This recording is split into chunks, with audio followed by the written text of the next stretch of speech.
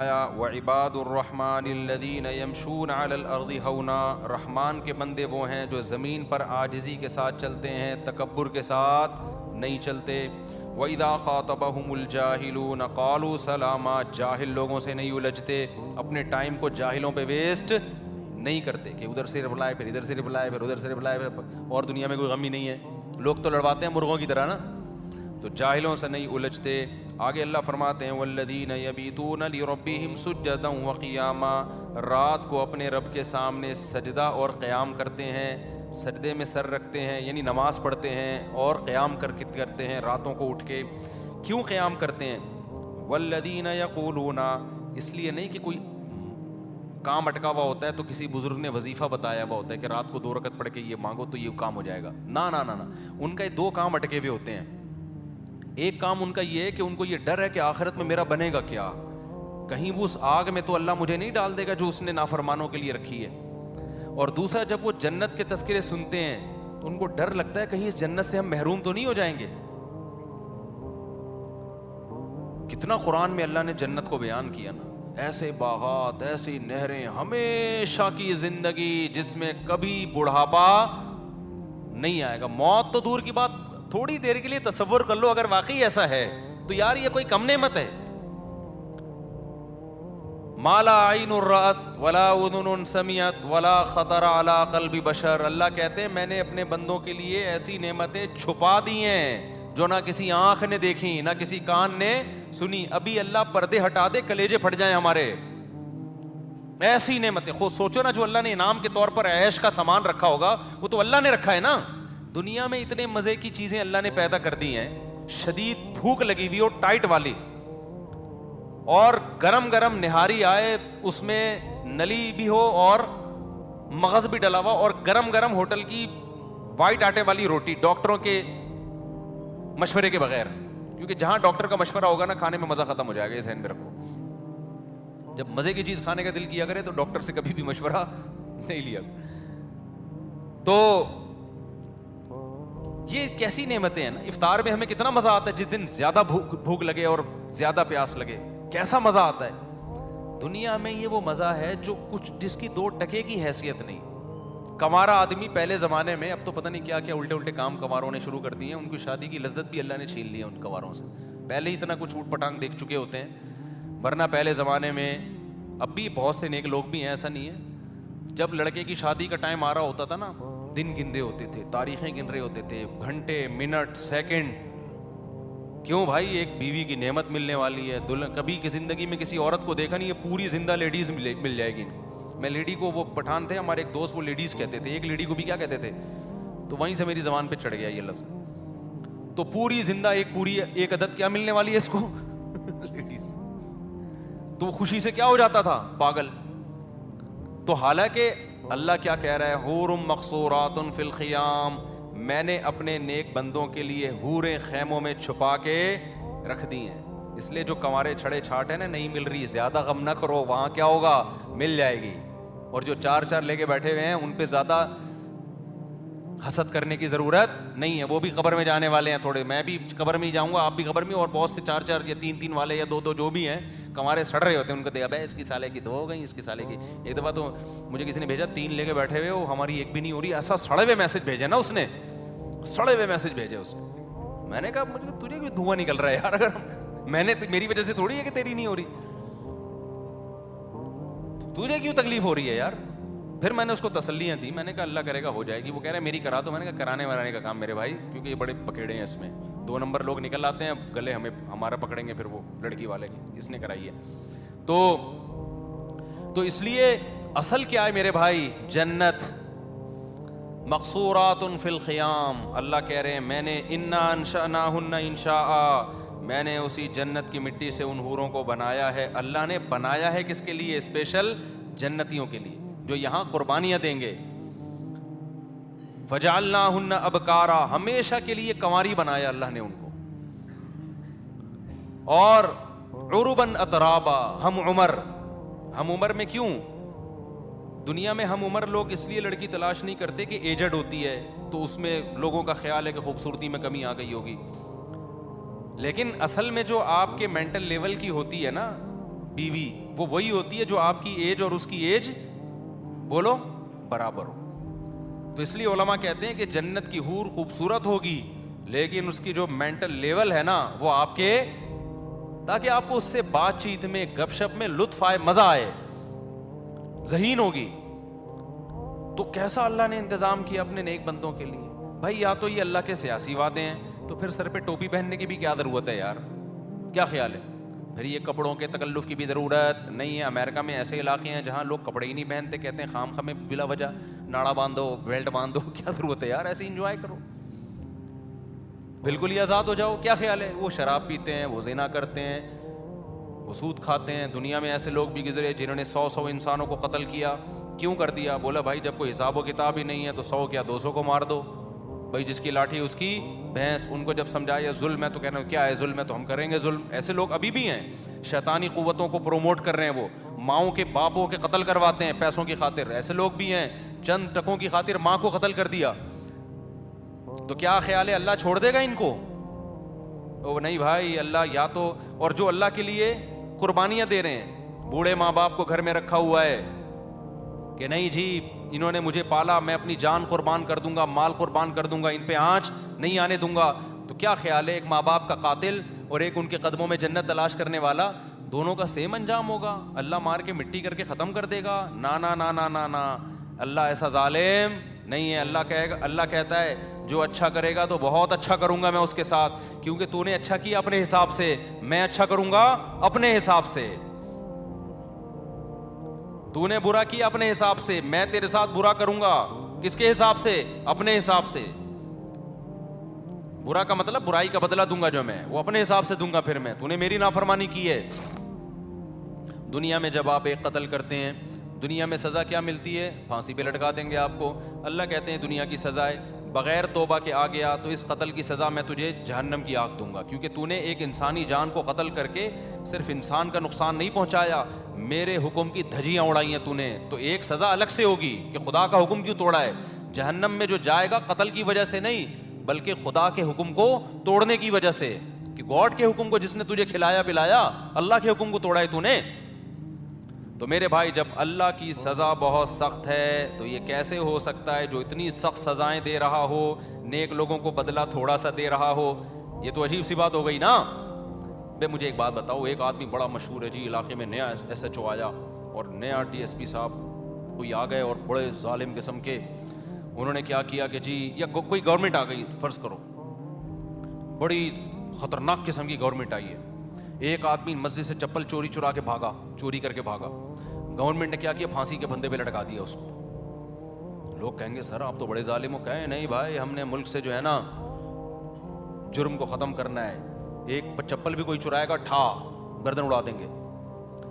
ایک آدمی نے کیا کیا؟ ملک کے لیے قربانی دی, جنگ میں لڑا, بڑا زبردست, جان بس بچ گئی. اس کو انعام میں 5 روپے دے دیے وزیر اعظم نے یا صدر مملکت نے. کہیں گے حضرت اس نے اتنی بڑی, اس نے ایٹم بم بنایا, اس نے یہ کیا, اس نے وہ کیا, جس نے چپل چرائی تھی اس کو تو پھانسی پہ لٹکا دیا, اور جس نے اتنی بڑی بڑی قربانیاں دیں اس کو کیا پکڑائے جا رہے ہیں؟ 5 روپے. کہے گا بھائی میں جرم کو روکنا چاہتا ہوں. تو ہم کہیں گے حضرت یہ آپ کی طبیعت میں نا بیلنس نہیں.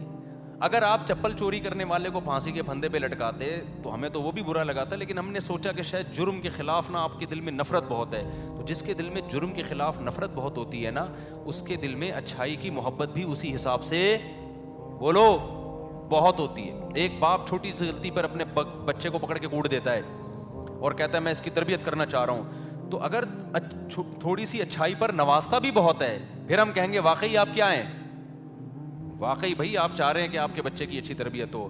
جب وہ اچھے کام کر رہے ہیں تو اس کو اپریشیٹ ذرا بھی نہیں کر رہے, برے کاموں پہ طبیعت سے دھنائیاں لگ رہی ہیں. اس کا مطلب تو جلاد ہے بھائی, تو اپنی ڈھڑک نکال رہا ہے, تجھے برائی سے نفرت نہیں ہے.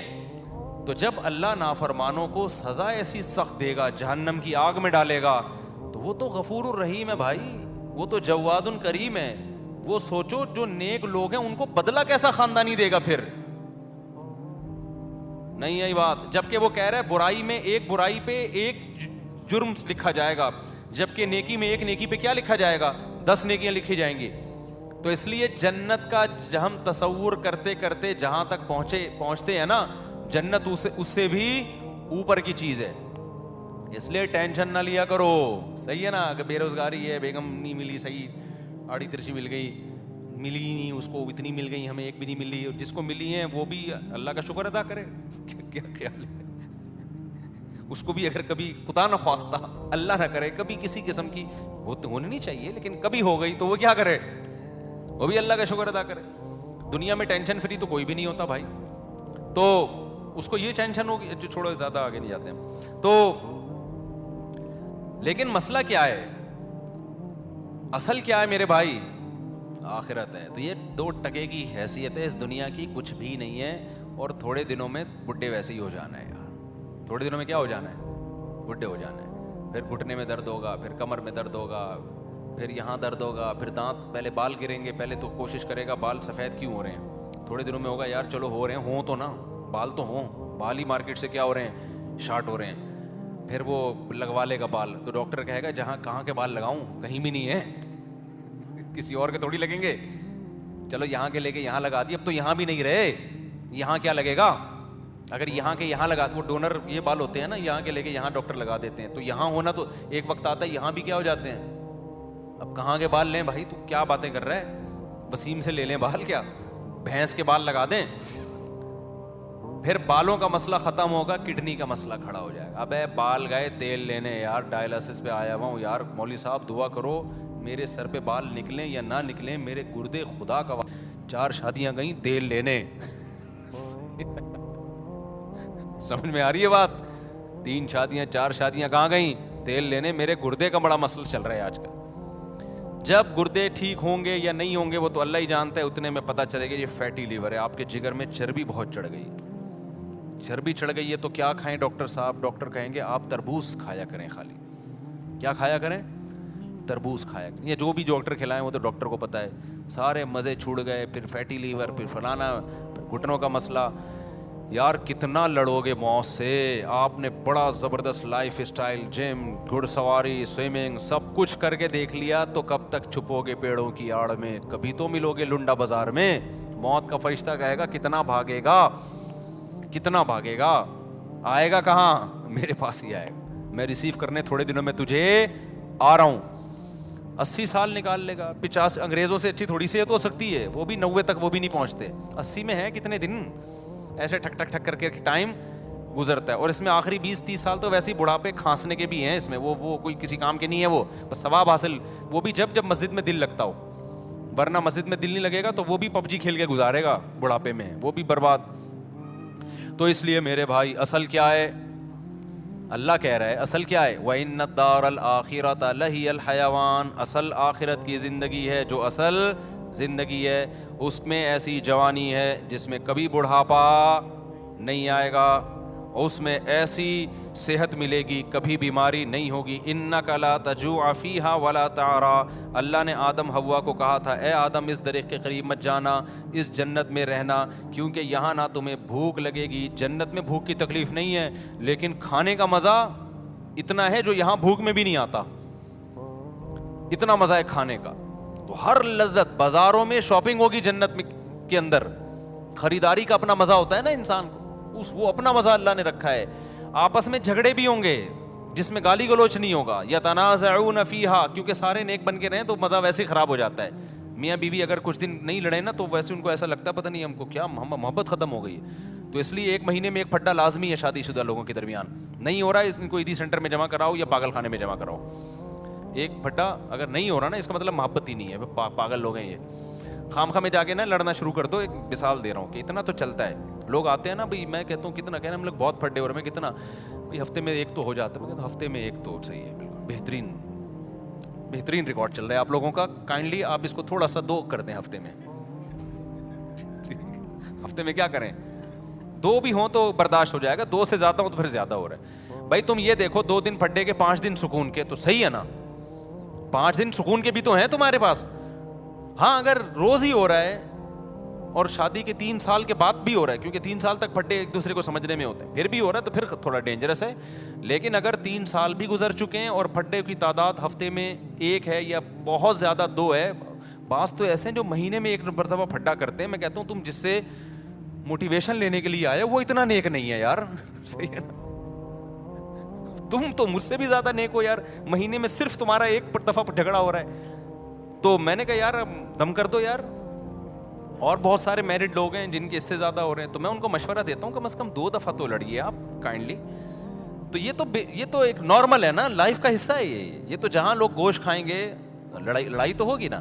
اتنے نیک بننے کی بالکل بھی کوشش نہ کیا کرو کہ یہ کیوں ہو رہا ہے. وہ بھائی نیک ویک آدمی گھر سے باہر ہوتا ہے, نماز پڑھو, روزہ رکھو, تھوڑے بہت پھٹے چلتے رہیں گے. یہ زندگی کا کیا ہے, جو زیادہ جو پھوپھا ہوتے ہیں نا وہ فرعون اور متکبر بنتے ہیں. زیادہ پرسنالٹی اور یہ میں یوں یہ کالر اور مجھے گھر میں یہ آواز اونچی نہیں چاہیے اور بچے سب میری مان کے چلیں اور جو میں کہہ رہا ہوں وہی ہو, اور یہ کیوں ہو گیا شربت میں یہ لیمو کیوں نہیں چھوڑا, میٹھا زیادہ گیا, چپ الو کا کسی اور کوئی اور بات کر رہا کہ ٹھیک ہے نا. سب چل رہا ہوتا ہے مارکیٹ میں. کیا ہے جو کامیاب لوگ ہوتے ہیں وہ ساری چیزیں ساتھ چلا رہے ہوتے ہیں. کسی دن روٹی ٹائم پہ ملے گی, کسی دن ٹائم پہ نہیں ملے گی, کسی دن جلی ہوئی ملے گی, کسی دن کچی ملے گی, کسی دن ملے گی نہیں, کسی دن بیلن سر پہ آ کے ٹھا کر کے لگے گا. تو کبھی کبھار یہ بہت صحیح ہوتا ہے, بہت صحت کے لیے ضروری ہوتا ہے. اس سے نظر بد کا بھی خطرہ ختم ہو جاتا ہے, کیونکہ میاں بیوی کی بہت اچھی لائف گزری ہو نا, ویسے ہی لوگ نظر لگا کے کیا کرتے ہیں, کھا جاتے ہیں. یہ رشتے دار کھا جاتے ہیں, بولتے ہیں یار ہمارے روز جھگڑے ہوتے ہیں, ان کم بختوں کا ایک دن بھی جھگڑا نہیں ہوتا. جب بیوی سے پوچھو وہ میاں کی تعریف, میاں سے پوچھو بیوی کی تعریف, تو وہ ویسے ہی نظر لگا کے جائیں گے. تو کبھی کبھار نہ لڑو اور خاندان کو بتا دو آج بس ہو گیا ٹائٹ والا, تو وہ ترس کھائیں تو نظر نہیں لگتی اس سے. خیر, تو میں کہاں بات لے کے چل رہا تھا. تو اصل کیا ہے میرے بھائی, جنت. تو اللہ نے یتنازعون فیہا کأسا, جنت میں کیسے جھگڑے ہوں گے, جب وہ شراب کے پیالے خوبصورت بچے لے کے آئیں گے تو دھکم پیل کے ذریعے اس پیالوں پہ قبضہ ہوگا, دھکے دیں گے ایک دوسرے کو, دنگا مستی جسے کہتے ہیں نا. تو اس سے پتہ چلتا ہے کچھ نہ کچھ دنگا مستی یہ انسان کی نیچر ہے. ایک دم صوفی بن کے ہر وقت بیٹھا رہے اور نیک اچھی اچھی باتیں کرتا رہے اور کائنڈلی آئیے جائیے, یہ دماغ تھوڑے دن میں کیا ہو جاتا ہے آدمی کا, خراب ہو جاتا ہے. بولا بھائی کوئی گالی نہیں سننے کو ملی یار اتنے دنوں سے. گالیاں نہ دینا ہے, اچھی بات نہیں ہے, میں ایک سمجھانے کے لیے بات کر رہا ہوں. تو اللہ نے سارے عیش و عشرت کا جنت میں انتظام کیا ہے. تو میرے بھائی اللہ تعالیٰ فرماتے ہیں ہمارے نیک بندے راتوں کو اٹھ کے اللہ کے سامنے کھڑے ہوتے ہیں اور کہتے ہیں ربنا اصرف عنا عذاب جہنم, اے اللہ اس آگ کا جس کا تو نے اپنی کتاب میں تذکرہ کیا ہے اس آگ کو ہم سے دور کر دے.